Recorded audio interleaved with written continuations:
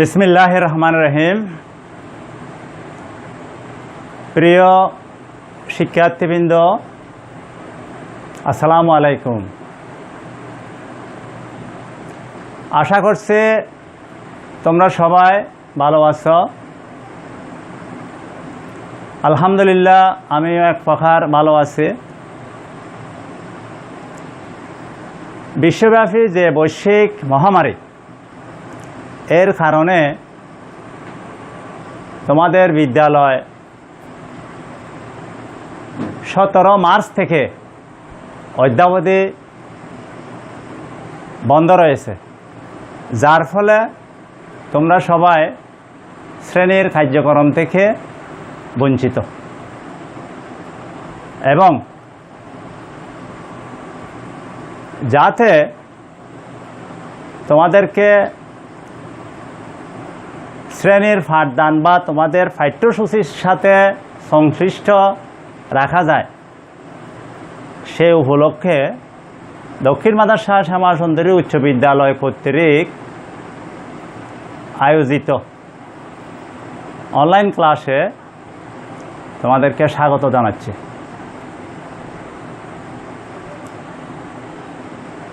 আমি মোহাম্মদ লোকমান, প্রধান শিক্ষক, দক্ষিণ মাদ্রাসা শ্যামাসুন্দরী উচ্চ বিদ্যালয়। আজকের অনলাইন ক্লাসে আমি 10ম শ্রেণীর গণিত বিষয় থেকে যে কোনো একটা অংশ নিয়ে, গণিতের অনেকগুলা অংশ, অনেকগুলা শাখা প্রশাখা আছে, তার মধ্যে যে কোনো একটা পাঠ থেকে যে কোনো একটা সমস্যা বিষয় নিয়ে তোমাদের সাথে আজকে আলোচনায় অবতীর্ণ হয়েছে। যেহেতু তোমাদের সাথে আমাদের সরাসরি যোগাযোগ বিচ্ছিন্ন, সেই হিসাবে আমাদের বিদ্যালয়ের যে ওয়েবসাইট, ওই ওয়েবসাইটে তোমরা বিচরণ করলে আমাদের বিদ্যালয় থেকে যে সমস্ত অনলাইন ক্লাসগুলো ব্যবস্থা করা হয়েছে, সেগুলো তোমরা সেখানেই দেখতে পাবে। আশা করি তোমরা ওই অনলাইন ক্লাসগুলো আমাদের বিদ্যালয় ওয়েবসাইটে ঢুকে তোমাদের অভিভাবকের যে অ্যান্ড্রয়েড সেট আছে, অ্যান্ড্রয়েড মোবাইল, সেই মোবাইল সেটের মাধ্যমে তোমরা আমাদের এই ক্লাসগুলো দেখবে। তো আজকে এই যে বিশ্বব্যাপী যে মহামারী, এই মহামারীর মধ্যে আল্লাহ তাআলা আমাদের সকল ছাত্রছাত্রী, আমাদের ম্যানেজিং কমিটির সকল সদস্যবৃন্দ এবং আমাদের বিদ্যালয়ের সকল শিক্ষক কর্মচারী আশা করছি সুস্থ আছেন, যার জন্য আমি মহান আল্লাহ তাআলার নিকট কৃতজ্ঞতা প্রকাশ করছি। তো আজকে আমরা আমাদের যে মূল লক্ষ্য, সেটা হচ্ছে 10ম শ্রেণীর গণিতের যে কোনো একটা পাঠ নিয়ে আলোচনা। প্রিয় শিক্ষার্থী, তোমরা আমার হাতের মধ্যে একটা বস্তু দেখতেছ। যদি বলা হয় এই বস্তুটার নাম কি, আমি আশা করছি তোমরা সবাই এক বাক্যে বলবে যে এটা একটা বক্স।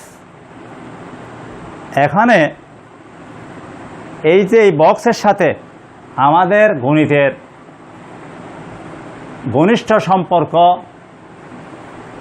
জড়িত এবং আমাদের বাস্তব জীবনে বা দৈনন্দিন জীবনে এই ধরনের বক্স ছাড়াও এই ধরনের আরও অনেক বস্তু আছে।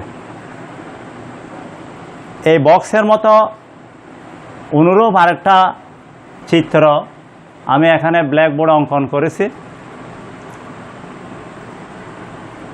তাও অনেকটা বক্সের মতো।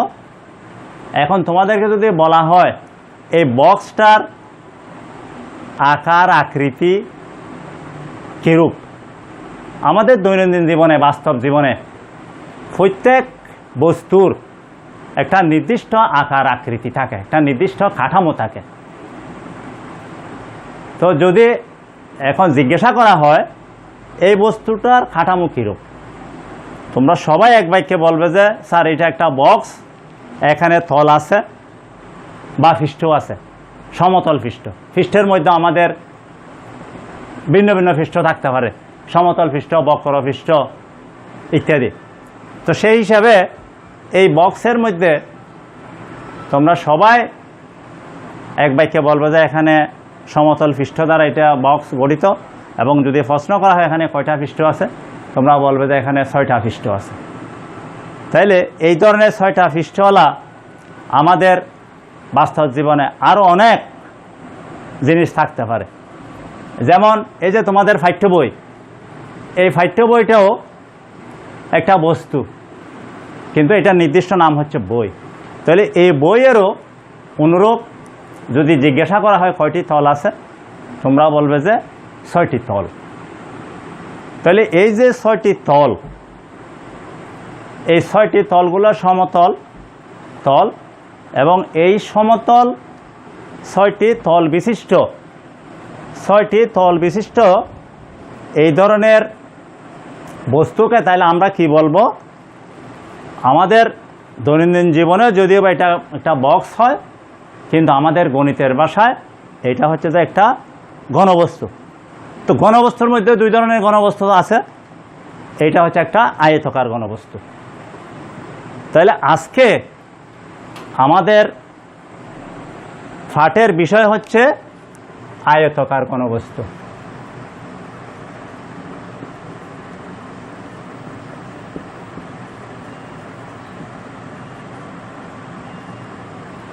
আজকে আমাদের পাঠের বিষয় হচ্ছে আয়তাকার ঘনবস্তু। তাহলে আমরা এখন গণিতের ভাষায় যদি বলতে যাই আয়তাকার ঘনবস্তু কাকে বলে, তাহলে আয়তাকার ঘনবস্তু হবে যেখানে 3 জোড়া, যেহেতু এখানে 6টা পৃষ্ঠ, তাহলে 3 জোড়া মানে 6টি, 3 জোড়া সমান্তরাল আয়তাকার সমতল বা পৃষ্ঠ দ্বারা আবদ্ধ ঘনবস্তুকে আয়তাকার ঘনবস্তু বলে।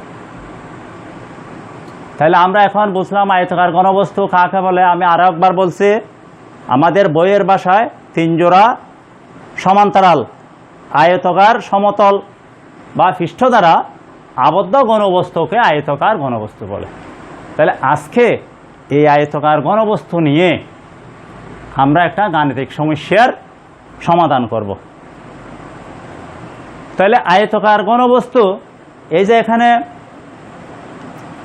3 জোড়া সমান্তরাল যে পৃষ্ঠ, আয়তাকার পৃষ্ঠ, এই 3 জোড়া পৃষ্ঠের মধ্যে এখানে আমরা ধরে নেব যে একটাকে ধরে নেব যে দৈর্ঘ্য, একটাকে ধরে নেব দৈর্ঘ্য, আরেকটাকে ধরে নেব প্রস্থ, এবং আরেকটাকে ধরব উচ্চতা। তাহলে এখানে যে 6টা তল, 3 জোড়া সমান্তরাল আয়তাকার সমতল পৃষ্ঠ, তাহলে এর মধ্যে এখানে আমরা একটাকে ধরে নেব দৈর্ঘ্য, আরেকটাকে ধরব প্রস্থ, আরেকটাকে ধরব উচ্চতা। এখন এই আয়তাকার ঘনবস্তুর উপর আমি এখানে একটা সমস্যা চিহ্নিত করেছি। সমস্যা হচ্ছে আমাদের গণিত বইয়ের, এখানে আমাদের গণিতের যে বিভিন্ন অংশ, তার মধ্যে এটা হচ্ছে পরিমিতি অংশ, যেটা আমি তোমাদেরকে আগেই বলি নাই। এটা হচ্ছে আমাদের গণিতের পরিমিতি অংশ। আমাদের গণিতে এখানে বীজগণিত আছে, এখানে ত্রিকোণমিতি আছে, এখানে জ্যামিতি আছে, পরিমিতি আছে, পরিসংখ্যান আছে। তাহলে এটা হচ্ছে আমাদের পরিমিতি অংশ, এবং এটা তোমাদের গণিত বইয়ের পরিমিতি চ্যাপ্টারের আমাদের ওখানে 4টা অনুশ্রেণী আছে। এটা হচ্ছে শেষ অনুশ্রেণী 16.4, এবং সেখানকার উদাহরণ 28 তোমাদের পাঠ্য বইয়ের একটা গাণিতিক সমস্যা উদাহরণ। আমি আজকে তোমাদের সাথে সেটা নিয়ে আলোচনা করব। একটা আয়তাকার ঘনবস্তু যার দৈর্ঘ্য প্রস্থ উচ্চতা যথাক্রমে 30 সেন্টিমিটার, 25 সেন্টিমিটার ও 20 সেন্টিমিটার। এই যে দৈর্ঘ্য প্রস্থ উচ্চতা, তাহলে দৈর্ঘ্য 30 সেন্টিমিটার, প্রস্থ 25 সেন্টিমিটার ও উচ্চতা 20 সেন্টিমিটার। আমাদেরকে বের করতে হবে যে এর সমগ্র তলের ক্ষেত্রফল, কর্ণের দৈর্ঘ্য ও আয়তন, এই তিনটা বিষয় নির্ণয় করতে হবে। তো এখন এই যে আয়তাকার ঘনবস্তু, আয়তাকার ঘনবস্তুর এখানে সমগ্র তল, তাহলে সমগ্র তল বলতে কি বোঝাবে? এখানে যে 6টা পৃষ্ঠ আছে, ওই 6টা পৃষ্ঠ তলকে একত্রে সমগ্র তল বলে আর কি। এরপর হচ্ছে কর্ণ, এখানে যে কয়টা কর্ণ আছে, তাহলে একটা কর্ণ থেকে এর বিপরীত আরেকটা কর্ণ পর্যন্ত, এইটাই হচ্ছে কর্ণ। তাহলে এই ঘনবস্তুটার কর্ণের দৈর্ঘ্য এবং এর আয়তন, আয়তাকার ঘনবস্তুর আয়তন। তো আয়তন হচ্ছে এমনি আমাদের স্বাভাবিক কথা, আয়তন হচ্ছে কোনো বস্তুর মোট পদার্থের পরিমাণ হচ্ছে আয়তন। কিন্তু আমাদের এখানে গণিতের ক্ষেত্রে আয়তন নির্ণয়, ক্ষেত্রফল নির্ণয়, কর্ণের দৈর্ঘ্য নির্ণয়, এর ভিন্ন ভিন্ন সূত্র আছে। তবে ভিন্ন ভিন্ন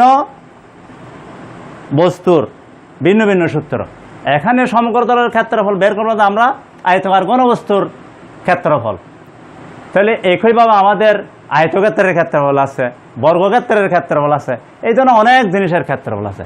এখন আমরা প্রথমে শুরুতে যে আয়তাকার ঘনবস্তুর দৈর্ঘ্য, প্রস্থ, উচ্চতা দেওয়া আছে তার ক্ষেত্রফল নির্ণয় করব। তাহলে তার ক্ষেত্রফল যদি নির্ণয় করতে হয় আমাদেরকে এখানে একটা সূত্র ব্যবহার করতে হবে। তাহলে সূত্র একটা সিম্পল সূত্র। এখানে আমরা প্রথমে লিখব যে এই দেওয়া আছে বা মনে করি,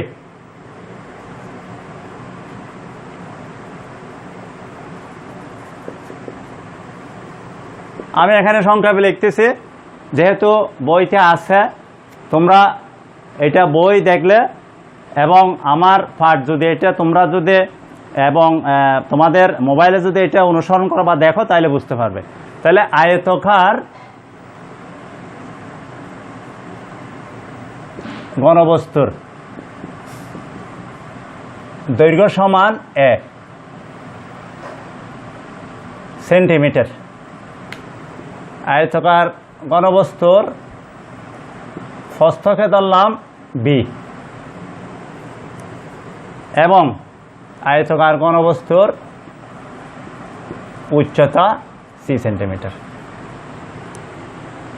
যেহেতু এখানে আমরা দৈর্ঘ্য, প্রস্থ, উচ্চতা এটা লিখতে গেলে সময় বেশি লাগবে, ব্ল্যাকবোর্ডের জায়গা বা স্থান বেশি লাগবে, যার কারণে আমরা দৈর্ঘ্যের নাম দিয়ে দিলাম এ, প্রস্থের নাম বি এবং উচ্চতা সি। তাহলে যদি আয়তাকার ঘনবস্তুর দৈর্ঘ্য যদি এ হয়, প্রস্থ যদি বি হয়, উচ্চতা যদি সি হয়, তাহলে আয়তাকার ঘনবস্তুর ক্ষেত্রফল, আয়তাকার ঘনবস্তুর ক্ষেত্রফল কি হবে? তাহলে আয়তাকার ঘনবস্তুর ক্ষেত্রফল, সুতরাং আয়তাকার ঘনবস্তুর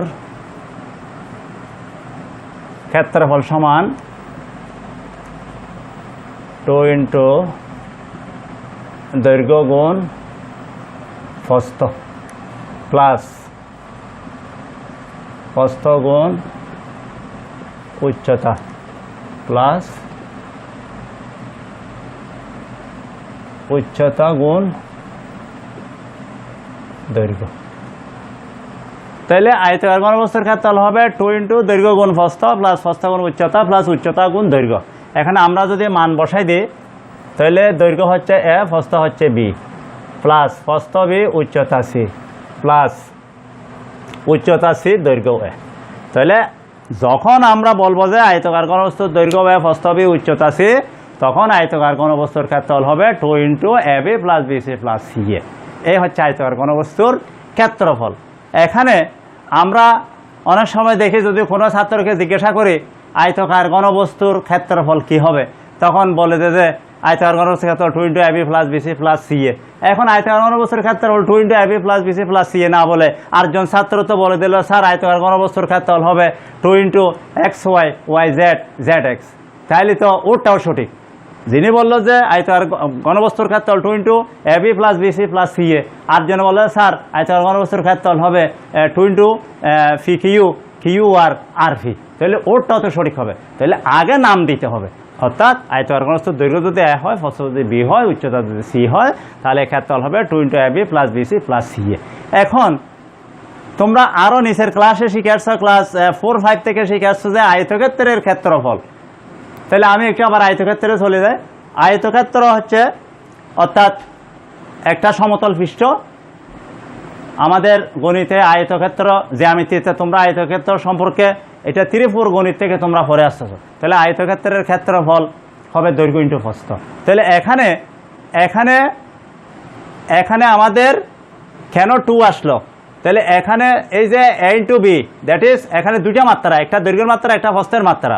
এখানে BC, তাও দুইটা মাত্রা, প্রস্থ উচ্চতা। তাহলে প্রস্থ বলতে সেইটাও একটা দৈর্ঘ্য, উচ্চতা বলতে সেটা একটা দৈর্ঘ্য। অর্থাৎ আমি যদি বলি যে আমার এই শ্রেণীকক্ষের উচ্চতা হতো, এখন যদি বলা হয় যে এই শ্রেণীকক্ষের উচ্চতা হচ্ছে যে 3 মিটার বা 4 মিটার, দ্যাট ইজ এইটা একটা দৈর্ঘ্যের মাত্রা। তাহলে এখানে প্রস্থ হোক, দৈর্ঘ্য হোক, উচ্চতা হোক, সবগুলো হচ্ছে মানে দৈর্ঘ্যের মাত্রা। তাহলে সেই হিসাবে এখানে অর্থাৎ আয়তক্ষেত্রের ক্ষেত্রফল সবগুলো। তাহলে এখানে ওই যে 6টা পৃষ্ঠ, যার কারণে এই এখানে একটা তল, এইখানে একটা তল, এখানে একটা তল ইন্টু 2, যার কারণে 2 × AB + BC + CA।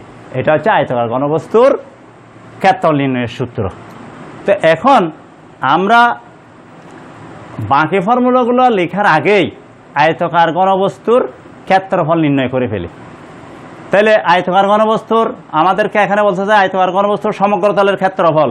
এখানে আমি সমগ্র লিখি নাই, তবে এটা সমগ্র তলের ক্ষেত্রফল। তাহলে সমগ্র তলের ক্ষেত্রফল হবে এখানে 2, এর মান হচ্ছে যে 30, B এর মান হচ্ছে 25 প্লাস B হচ্ছে 25, C হচ্ছে 20 প্লাস C হচ্ছে 20, A হচ্ছে 30। একক দিতে হবে। এখানে আমাদের দেওয়া আছে দৈর্ঘ্য, প্রস্থ, উচ্চতা যথাক্রমে অর্থাৎ একক সেন্টিমিটারে। তাহলে আমরা সবাই জানি ক্ষেত্রফল একক হচ্ছে বর্গ একক। তাহলে যেহেতু সেন্টিমিটার আছে, এটা হবে বর্গ সেন্টিমিটার অর্থাৎ cm²।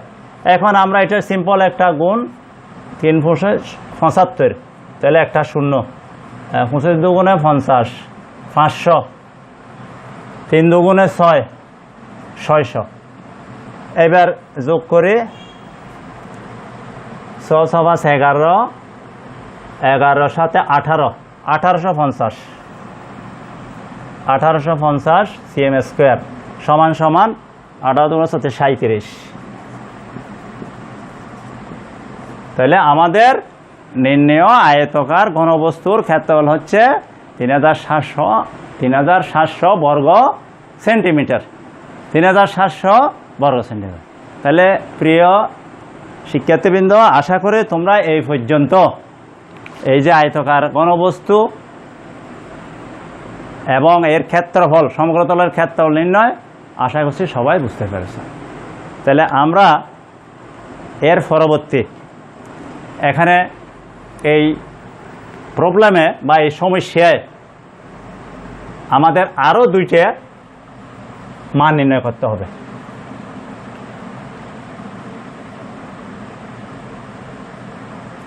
এখন আমরা আয়তকার ঘনবস্তুর ঘনের দৈর্ঘ্য, আয়তকার ঘনবস্তুর ঘনের দৈর্ঘ্য। তাইলে আয়তকার ঘনবস্তুর ঘনের দৈর্ঘ্যের সূত্র লিখতে হবে আমাদেরকে।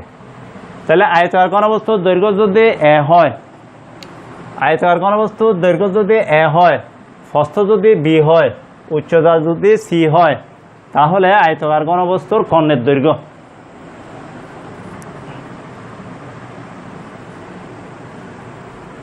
তাহলে সুতরাং আয়তকার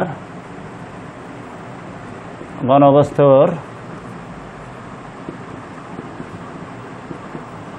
ঘনের দৈর্ঘ্য সমান দৈর্ঘ্য স্কোয়ার প্লাস প্রস্থ স্কোয়ার প্লাস উচ্চতা স্কোয়ার রুট ওভার।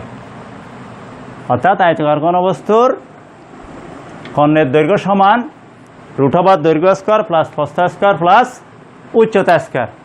তাহলে আমাদের এখানে আমরা প্রশ্নে দেওয়া আছে এবং শুরুতে লিখে রাখছি দৈর্ঘ্য এর মান, প্রস্থ বির মান, উচ্চতা সি এর মান।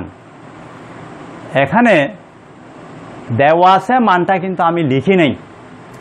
আমরা দৈর্ঘ্য ধরছি এ, প্রস্থ ধরছি বি, উচ্চতা ধরছি সি, কিন্তু আমাদের প্রশ্নেই আছে, যার কারণে এটা আমি মান লিখি নাই। এটা সিম্পল অঙ্ক, তোমরা বুঝতে পারবে, সেই জন্য আমি দেওয়া আছে মানগুলো লিখি নেই। অর্থাৎ দৈর্ঘ্য লিখছি ঠিকই, প্রস্থ উচ্চতা। তাহলে এখানে আমাদের দৈর্ঘ্যের মান, দৈর্ঘ্য হচ্ছে 30, তাহলে স্কোয়ার, প্রস্থ হচ্ছে 25 স্কোয়ার, উচ্চতা হচ্ছে 20।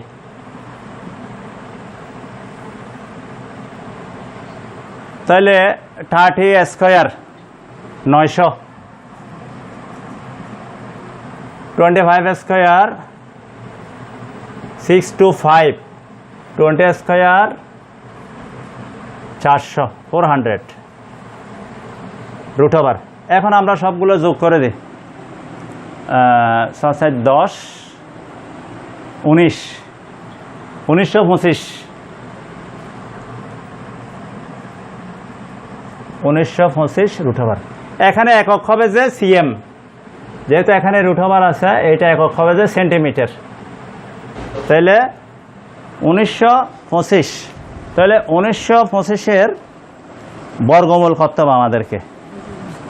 1925-এর বর্গমূল হবে,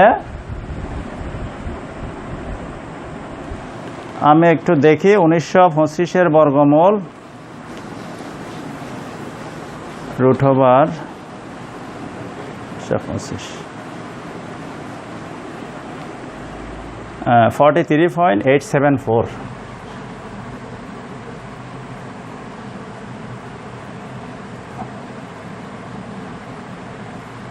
এই হচ্ছে আমাদের আয়তাকার ঘনবস্তুর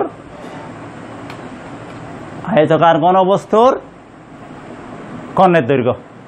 তাহলে প্রিয় শিক্ষার্থীবৃন্দ, নিশ্চয় তোমরা বুঝতে পেরেছ, একটা আয়তাকার ঘনবস্তুর দৈর্ঘ্য, প্রস্থ, উচ্চতা দেওয়া থাকলে এর কর্ণের দৈর্ঘ্য আমরা মান বসাই, সূত্র লিখে মান বসাই দিলে হয়ে যাচ্ছে। অর্থাৎ সূত্রটা হবে, আয়তাকার ঘনবস্তুর কর্ণের দৈর্ঘ্য সূত্র হবে রুট ওভার দৈর্ঘ্য স্কয়ার প্লাস প্রস্থ স্কয়ার প্লাস উচ্চতা স্কয়ার। ওখানে মান বসাই দিয়ে শুধুমাত্র বর্গ করা, যোগ করা, বর্গমূল করা। এই এর পরবর্তীতে আমরা যাব যে আয়তাকার ঘনবস্তুর আয়তন।